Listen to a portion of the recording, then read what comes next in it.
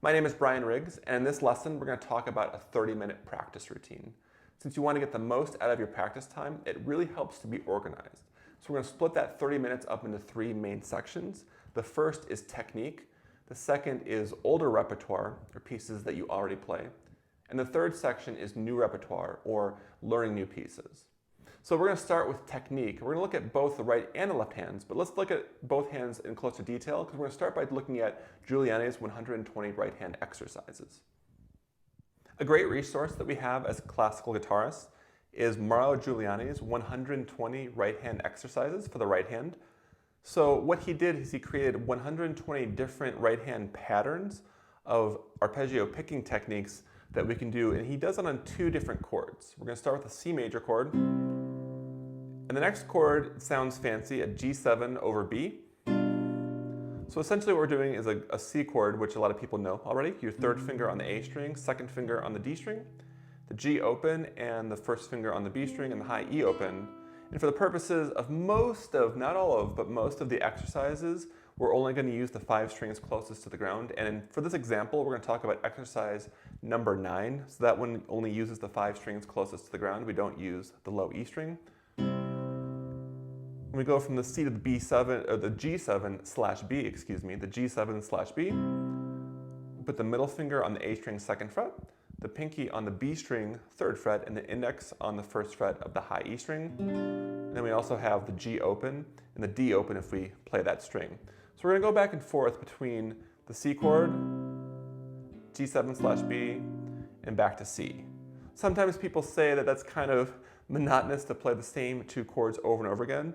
And I could totally see that. So if you want to go back and forth between different chords where we're using the 5 strings closest to the ground, that's totally fine. You'll get the same benefit. So what we're going to do is we're going to look at study number 9, or exercise number 9, if you want to think of it that way. I really like this one because what we're going to do is we're going to start with the thumb. We're going to go P, and go I, M. And I, M, A are all going to stay glued to their 3 strings. Not glued, but they're going to play, the index is going to play the G, middle is going to play the B, and the ring's going to play the high E string. We're going to stay assigned to those strings, and then the thumb is going to move back and forth between the A string and the D string. So we're going to start on the A string, play P, then I, M, A, M, I, and then we play P, I, M, P, I, M. What's really great about this exercise is it combines ascending and descending arpeggios. So ascending is when the sound goes up, so we go P, I, M, A, the sound is going up, so it's an ascending arpeggio. And then it comes back, and it's one of those cool things you can think of, however you want to think of it. I like to group it as P-I-M as an ascending arpeggio, and then A-M-I as a descending arpeggio. And we're going to think in groups of 3. We can think of groups of triplets, so like 1 and 2, 3 and 4, and then we switch.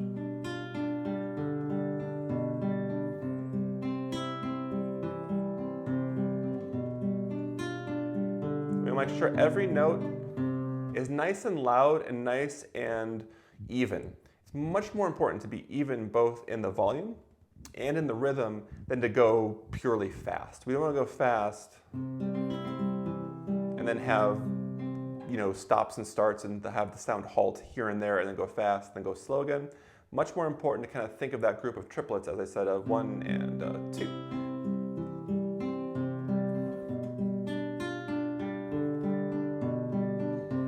I talked about one of my last videos is how with your right hand you want to have your fingers just automatically relax to a resting position, because if you push your finger in, it's going to revert back to that relaxed position. We want that same feel. It's not exactly the same thing because the finger is doing the work of coming in.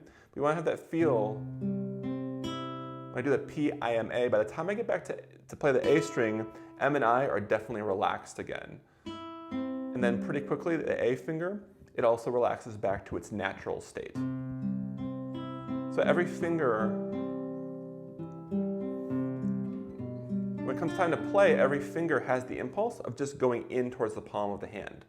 You don't have to come back out again. That's a really a big issue with people when they first start playing, is that they're making a fist and it's very tight. And then when it comes time to actually play, they have to bring their finger out and then back again. These exercises are really, really excellent for that. Let's take a look at more in detail of the right hand so you can see what I'm talking about. So you can see from this angle that as I do the right hand exercise, number 9 from Guiliani's 120 right hand exercises, that the fingers are just hanging off of my hand, just a natural state. They're not out like this, they're not making a fist, they're just hanging there, and I play the P, I, M.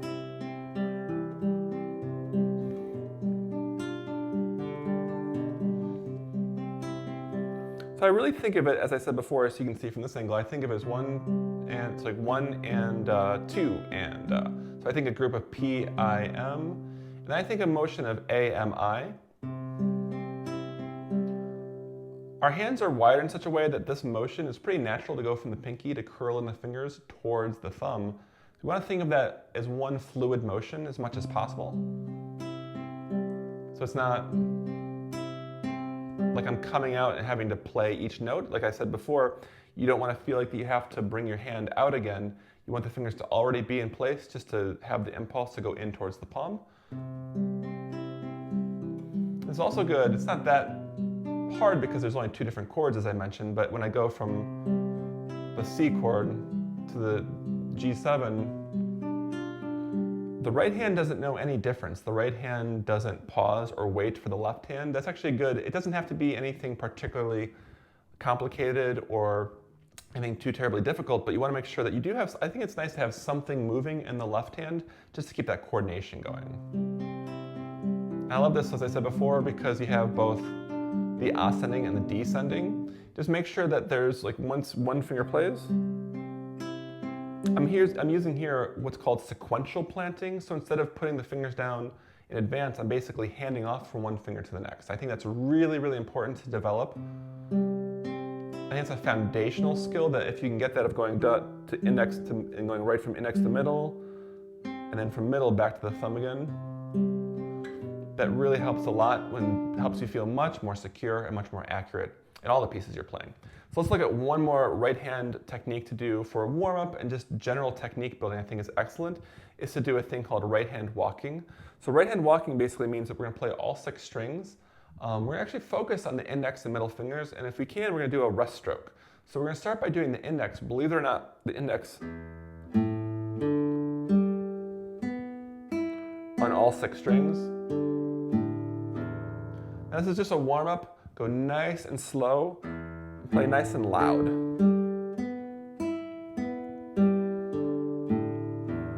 So a rest stroke is very similar to a free stroke. We're still going in towards the palm of the hand. We're just coming to rest on the next string. Sometimes people call it a supported stroke. I really like that, actually. I like that way of thinking it myself, because I have, for example, if I'm on the A string, I come through and come to the low E string. I can be really loose when I push through the A string, because I know that I'm going to come to rest on the low E string. And same thing as I go through all of them. The most difficult part of playing pieces is changing strings with the right hand. So basically, if the guitar had 1 string, it'd be very easy to play. But since we have 6 strings, that makes things so much more difficult for the right hand. So by doing this, I start by doing, personally, I'd like to do 4 repetitions with the index finger, and the same thing with the middle. I'll try again, I can clean that up, right?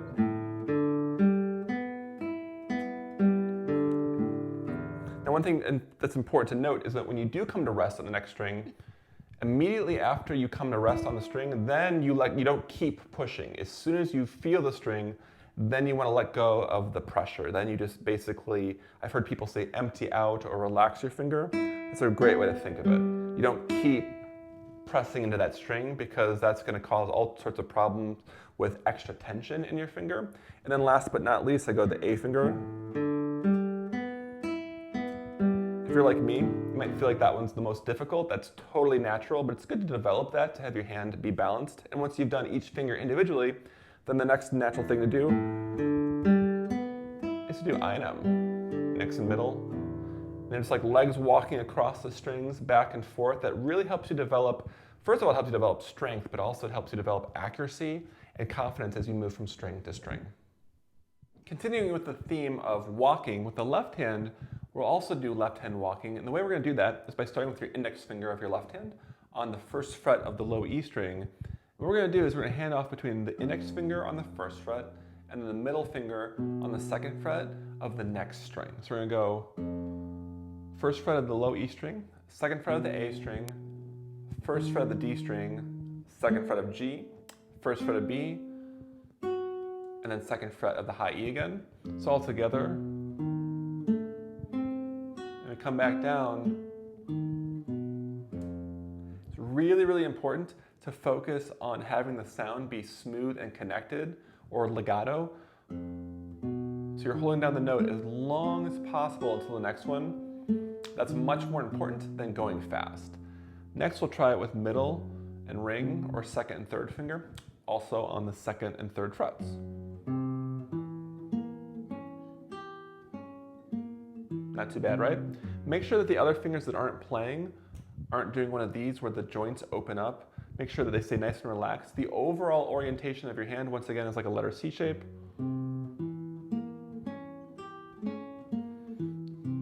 Now this is probably the most difficult one. We'll go to the ring finger to the pinky.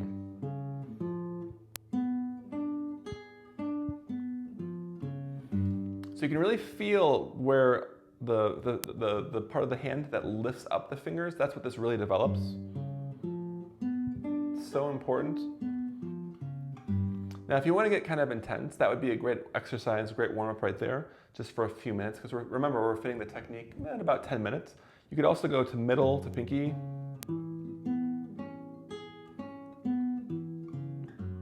Then go to index to pinky.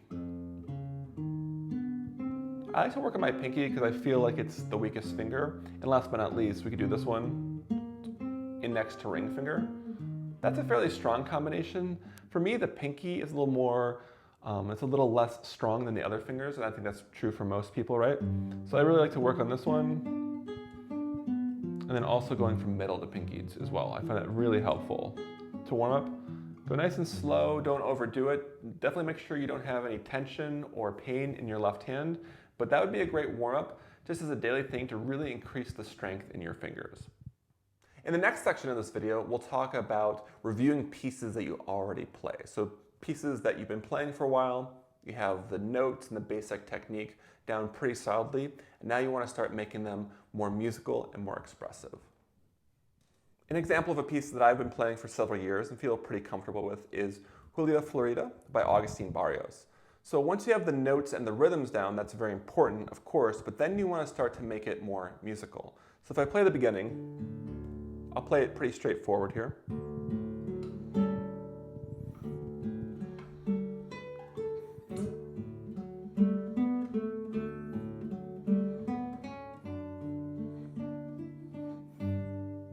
And that's fine, but it's kind of boring, it's kind of monotonous and just the same thing. You should be able to play consistently and play the rhythm perfectly in time. But now that we have the notes down, I'm just using this as an example. You may or may not play this particular piece, but as an example, now I want to start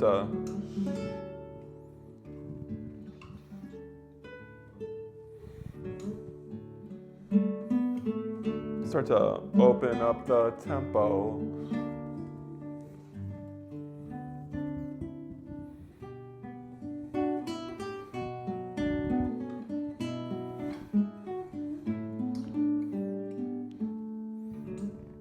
I'm not saying that I would exactly perform it that way, I don't know. I'm just kind of having fun with it. But the idea is there's two main areas that we can work on to make the music more expressive and more interesting. The first is the dynamics. So if we have something that's repeated, maybe the second time we want to play it a little bit softer, almost like an echo. If you've ever attended a master class at a guitar festival or at a concert or after a concert, you'll notice that something that the teacher always says is that when something is repeated, you want to make sure that you don't play it exactly the same way twice in a row. It's like the same thing with talking. If you were to say the same phrase, same sentence twice in a row with exactly the same inflection, it'd be a little strange. So if I start off nice and loud, maybe do an echo a little softer, and then with the tempo,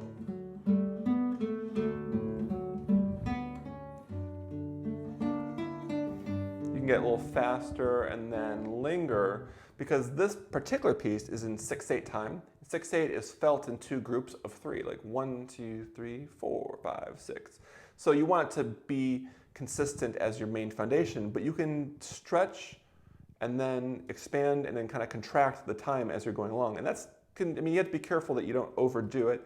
in any piece that you're playing.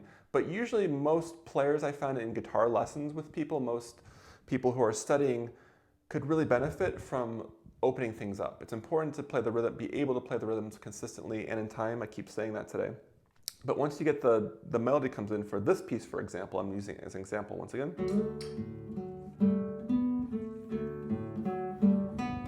I can speed up and then linger and then go to the next phrase.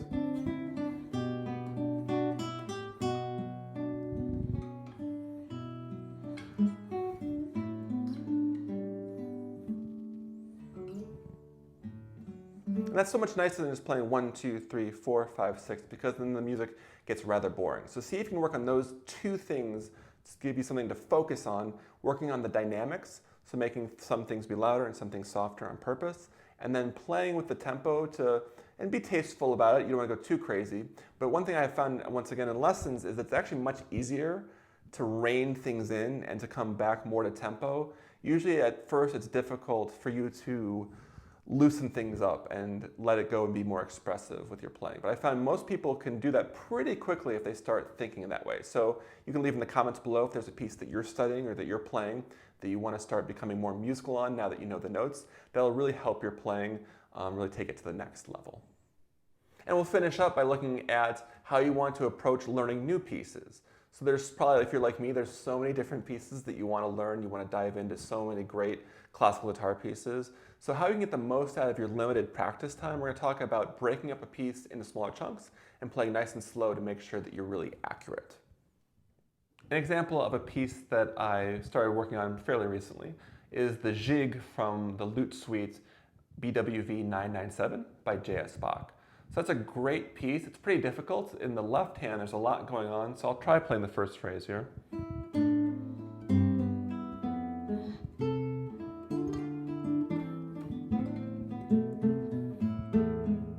So there's a lot going on with the left hand, a lot of ornaments and slurs.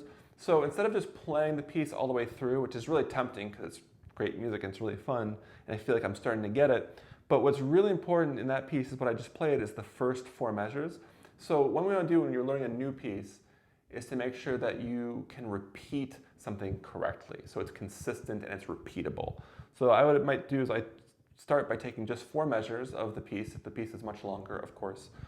The A section is 32 measures, or 60 measures, and then the B section is 32 measures. So just take the first 4 measures, and then if the performance tempo is this, which is about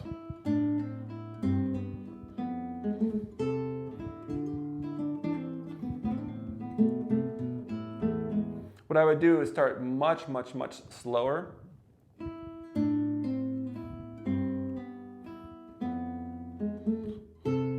And make sure that I can repeat that at least 3 times. Sometimes when I'm preparing for a performance or something like that, I would go up to 5 or even 7 times. It really depends on you. The idea is that you can repeat it, that you're not doing it, you're not getting it wrong, that many times, because you have to remember that practice doesn't make perfect, it makes permanent. You think of your fingers and your brain like a computer, and whatever you program into your fingers is what's going to come out later. So if you have a passage, and this has happened to me many times, but if you have a passage that's difficult and you make a mistake 75% of the time in a performance, what do you think is going to happen? Well, it's more, you have a 75% chance of making a mistake, which isn't really good. You want to get that chance of making a mistake down to ideally 0%, but as low as 3 or 5%.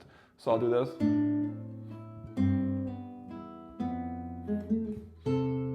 I say, okay, that's 1. Now I'm not going to do that 7 times over in the video because that's pretty tedious. It can be a little tedious when you're practicing. We want to balance that. That's why I want to organize the practicing 10 minutes of technique, 10 minutes of pieces that you just already know and just have fun playing and be more musical and more expressive. We talked about that. And so this is where it's really important to be disciplined. I wish there was some sort of secret magic way to learn a piece really quickly and just play it perfectly without having to practice, but there's really no way to do that. So I've kind of found that if I can do that,